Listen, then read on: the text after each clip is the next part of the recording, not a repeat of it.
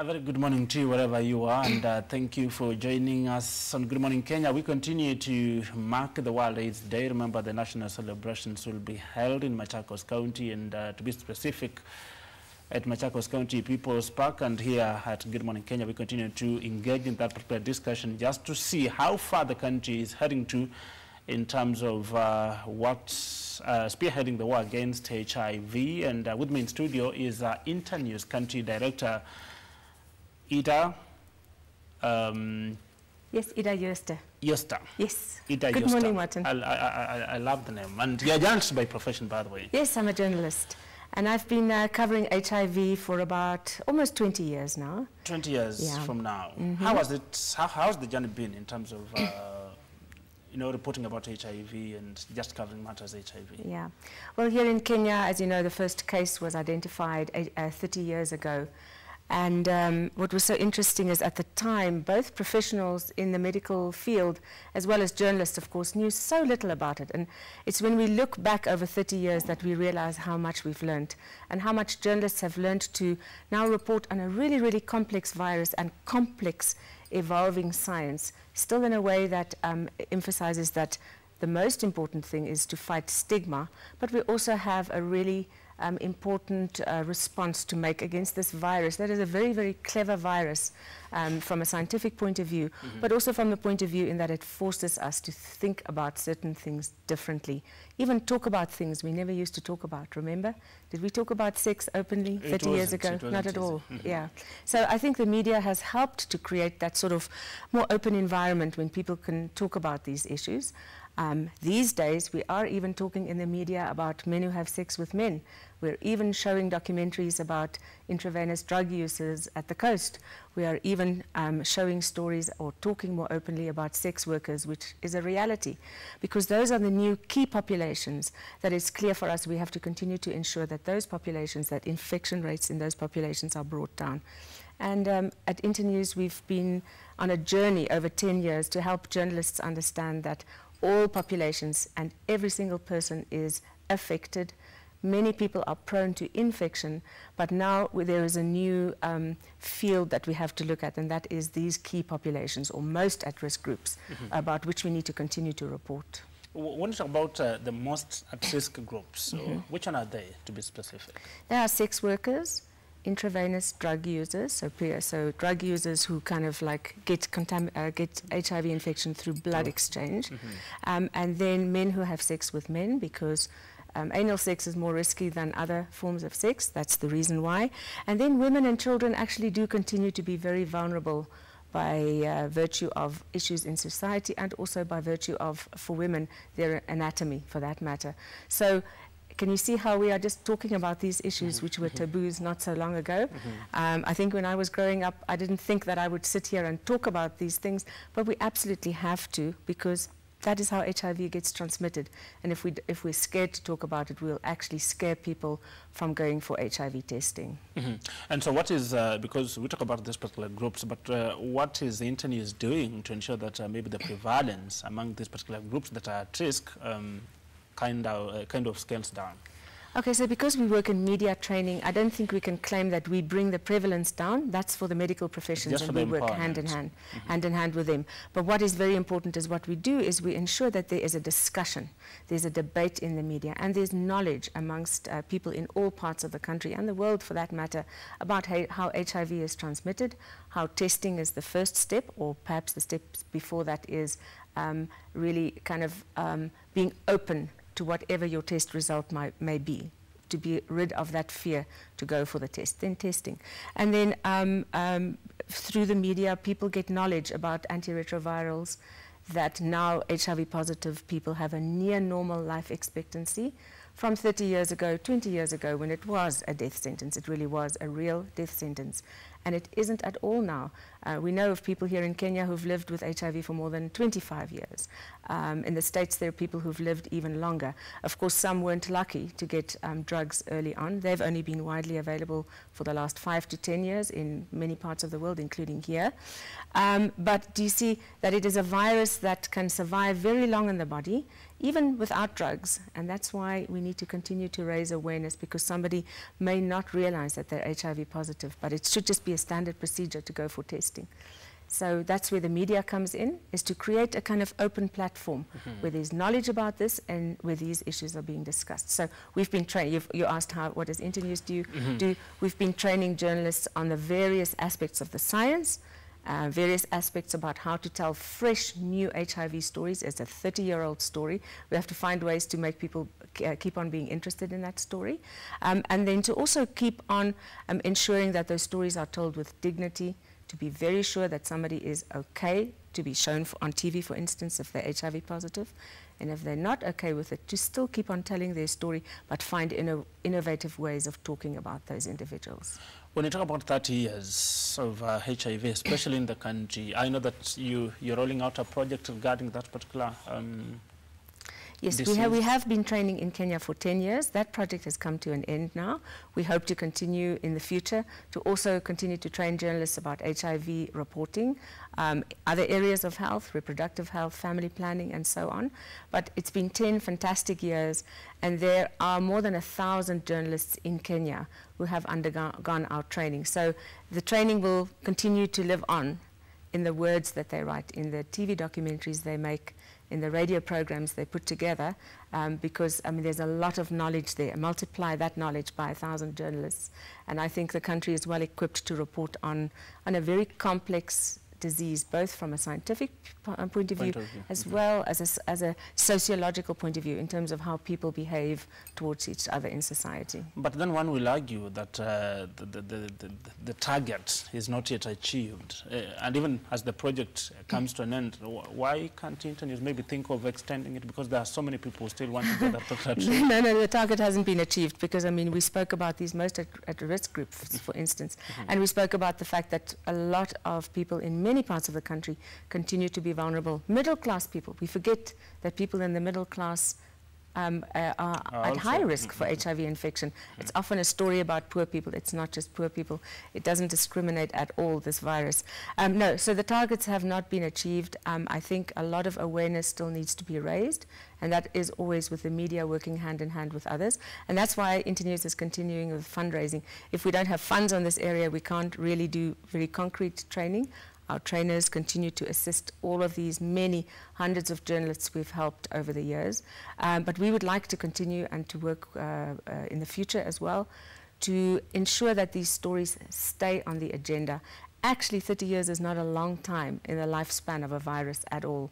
Some viruses have been around, we just didn't know that, for hundreds of years. So we don't know what the virus is going to do, and we don't know if society will respond fast enough. So it needs to be put on the media agenda, and it needs to stay on the media agenda. Even as you do the training, in one of the local dailies I was reading a story about Turkana, for example. A long time ago, you will hardly hear of HIV prevalence in Turkana, but lately we're talking about Turkana being one of the most of the countries that is at risk because of the cultural practices and such.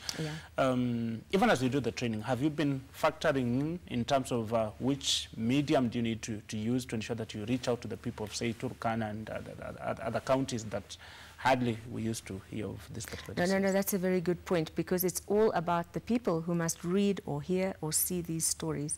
So it's very important that the appropriate medium for people is used. For instance, we have a project looking at the extractive industry in Turkana, where we train journalists in the local, very community radio stations that are there, because those are the people who really need to know about extractives. And so it goes for HIV and any other topic of discussion. It is all about the audience, isn't it? And about who will get to see those stories. So yes, it's very good that this was raised. It was also raised in the case report. And in fact, it also points us to the fact that sometimes there can be kind of just assumptions about a virus, or even complacency. Even anti-retrovirals, for that matter, as wonderful as they have been in terms of extending people's lives, and ensuring that they have this near-normal lifespan, can create a kind of complacency. Remember, we can no longer see, really, if somebody is HIV positive. People live so much longer. It can make us think that, well, it's okay, and perhaps lead to more risky behavior. That's one of the sort of dangers of a very good thing, because most things are sort of like have a they're two sides of the coin often. So much as we have to ensure that people don't become complacent, we also have to be sure that in all corners of the world, people get to know as much information as possible in the medium that they can access more easily. So that's a very good point. Mm-hmm. And then, for the time you've been in existence, especially in the country, we're talking about, of course, there are signs that the prevalence is somehow dropping, but are there, tangible kind of results that Internews can point and say, apart from training journalists, of course, that this have been our achievements so far in the war against HIV and even other areas in the country? Well, we created this 30 years of HIV multimedia timeline, looking at media coverage over 30 years. And that media coverage really just is a mirror of what has happened in society. It's really tangible. It's, of course, first of all, the fact that people who are HIV positive are no longer these emaciated figures that we pity and who will die. That has changed. The media coverage itself has changed. Science has given us so much understanding. We now have pre-exposure and post-exposure prophylaxis. In other words, prevention before that one can apply before you might be exposed to the virus in the form of a gel that is not yet in widespread use, but several clinical trials are underway. We have the fact that if somebody has been exposed to HIV, for instance, if they've been raped and they suspect or they worry that the rapist may have been HIV positive, there is a drug that you can take that provides almost certain prevention against HIV. That's tremendous advances in science. The fact that when Muriuki, all those years ago, was the first Kenyan to say that to openly say that he was HIV positive, and he made news for that, and now we can count dozens, hundreds of people who have shown their faces on television, who go out around the country and tell people like, look, I'm HIV positive, I'm okay. They have the courage. That tells you about the massive change. So science has just, advanced. I think somebody explained to me about 10 years ago already, and I confirmed this recently with a top scientist, that there isn't another virus that has been studied to the extent that HIV has, because it challenges us, because it attacks our immune system. So, we can get so many opportunistic infections. So it's been well studied, and that in 30 years has, 34 years, if you think of the worldwide study, has led us to many insights, has led scientists to those insights. And in parallel, and this is what we show on our 30 years of HIV timeline, which you can find on the Internews website, it's really fascinating. In parallel, how reporting has also moved along, how journalists have made an effort to understand the science, and also made an effort to tell that human story. It's really almost a timeline that takes you from horror to hope, because there is a lot of hope. As a country, because Internews has been dealing with this particular trainings, and I have to say at one point I was a beneficiary of this kind of trainings. Do you think as a country, and vis-a-vis the government, we on the right path in terms of trying to ensure that we combat or we fight HIV prevalence in this country? I think Kenya has one of the most progressive policies towards HIV in the world, and certainly one could say leads in Africa. Remember when those trials, I remember so well, where there was a 3-country trial, Uganda, South Africa and Kenya, which showed the high protective value of medical male circumcision. And it was so obvious that it provides protection for men against getting HIV, that the trial was actually stopped early. And Kenya was the first country to roll out voluntary medical male circumcision. Remember, at quite a sensitive time, because we know that some tribes in Kenya circumcise and others don't. So it is a political thing. There is a political dimension to it, to actually get people to change their cultural practices, much as, for instance, wife inheritance is a cultural practice that in the era of HIV is not a good idea, So it is not a good idea to not circumcise. And Kenya just took that heads on and just followed good science and rolled out a fantastic policy so that now targets have been exceeded, and other countries where there are also populations that circumcise and others that don't, have not been doing this as rapidly and successfully as Kenya. Look at, for instance, we spoke earlier about men who have sex with men. It is criminalized in Kenya. Sex work is criminalized in Kenya. In other words, it's against the law. But still, Kenya has progressive policies to say, Science tells us we have to ensure that there are good prevention methods in place for those populations. Drug use is, of course, against the law, but the scientists aren't staring blindly into law. They are just led by science, and the policymakers have been following good science in Kenya. It's something that this country should really be proud of, and it therefore means that this effort together, scientists, policymakers, and journalists, the three parts of the puzzle, and of course the people of Kenya who are needed to respond effectively against HIV, all the conditions are in place for it to happen because the policies are so good and progressive. So progressive. But do you think we have got areas that we should improve in terms of ensuring that we don't, lose steam with respect to the war against HIV? Yeah, of course. I mean, one of the clear areas when a very quick difference can be made is the drugs that are now used to prevent mother-to-child transmission are incredibly effective. If the protocol is followed per the policy, it is almost guaranteed that every single baby will be born HIV negative. But what stands in the way of that is home births, mothers who've not gone for HIV testing, and therefore awareness. And sometimes it's not just awareness, it's from awareness people should feel compelled to go into action. We know that some mothers say, well, nurses are unfriendly to me at the clinic, I don't feel like going. Or our practice at home is that I should give birth at home. And so it takes quite a bit to kind of get over those hurdles. If people have negative perceptions, or if they have strong cultural practices that draw them to act in a way that is not appropriate anymore in the time of HIV. So, I mean, but, those are, of course, we hope that in all government facilities, nurses will be friendly, mothers would want to go there, but also cultural practices normally take time to change. Mm-hmm. So really, it's not without, it's within our reach to ensure that babies are born HIV negative. I hope it will be within our reach soon that people will just say, look, I've got to go for HIV testing, in the same way that people go for testing or don't care about that you might not care to have a yellow fever test, that it would be the same with HIV, just because science has progressed so much to help us to live with it and to make it affordable to live with HIV. That's a big change, and that's really a fantastic tribute to the Kenyan government as well. Mm-hmm.